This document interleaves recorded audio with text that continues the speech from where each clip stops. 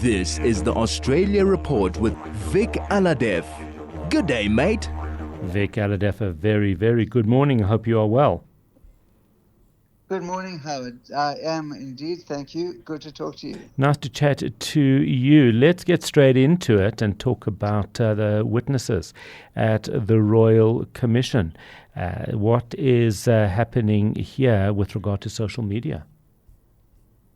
So social media is the current focus and theme of the current block of evidence which is happening this week and began last week and is continuing this week. And it's pretty chilling, I have to say. And just to go straight to a couple of points which really make the point. Meta, obviously, which is obviously owned by Mark Zuckerberg, which includes Facebook, Instagram, has a policy against Holocaust denial. Meta has a policy against Holocaust denial. And yet, despite that policy, it kept up a post for 3.5 years which denies the Holocaust. And that's despite multiple people lodging complaints saying you have a post up there on Instagram, which is owned by Meta, denying the Holocaust.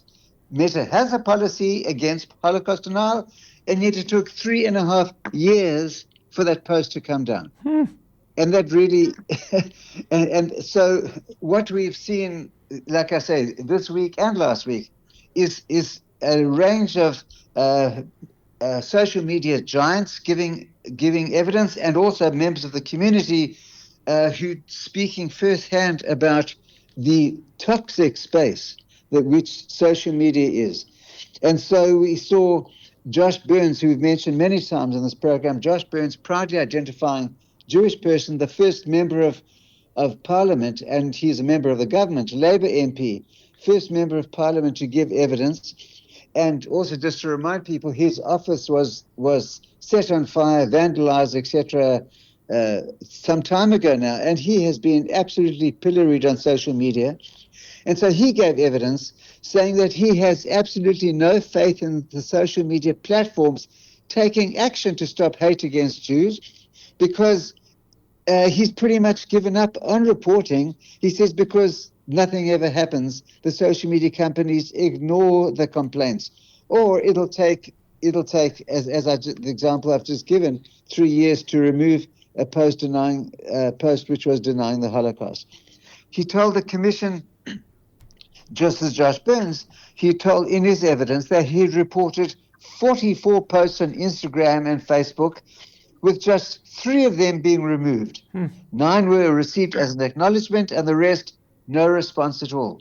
Quote, "You lose faith in the processes," he said. "I don't report anything I would because I don't think anything is going to be done about it." So that was just one person, that was Josh Burns. Then there was also evidence given from, also to do with Meta.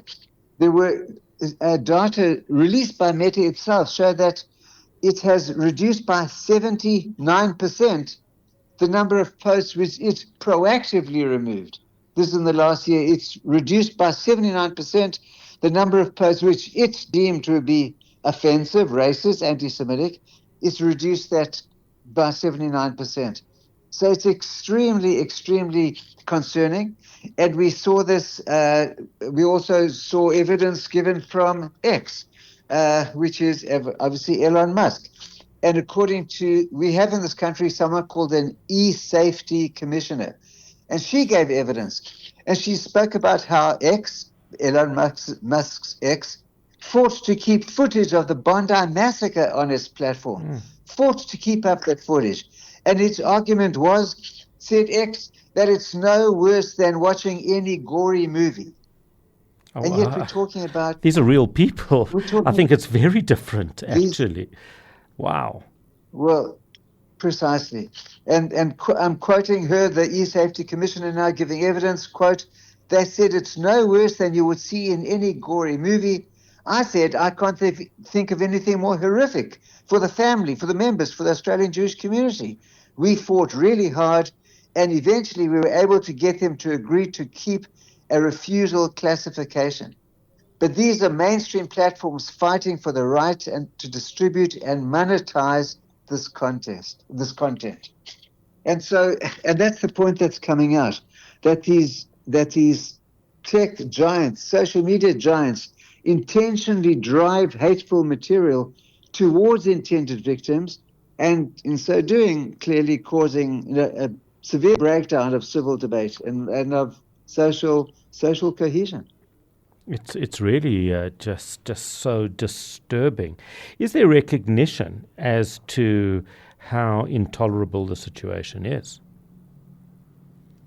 Well, there definitely is, and I guess two things. One is the fact that this current block, this third block, as it's called, is focusing entirely on social media and the harm that can flow from it.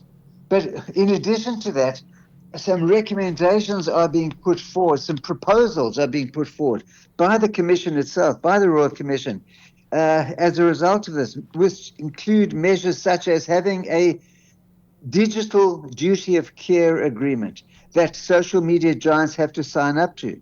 Also proposing a mandatory licensing framework for these tech platforms. Also reworking the social media algorithms so that they don't automatically drive hateful content towards intended victims, which has the quote-unquote the desired outcome if that's where it goes. So yes, there certainly is recognition of how toxic, dangerous, counterproductive to social cohesion this all is. But as every listener knows, social media it's just, when I say it's out of control, it's the opposite. It's in control of the tech giants. And that's really a major problem for us. Vic Alhadeff, that is where we leave it. Thank you, as always. Great to chat to you. That was Vic Alhadeff talking to us from Australia, bringing us the latest news.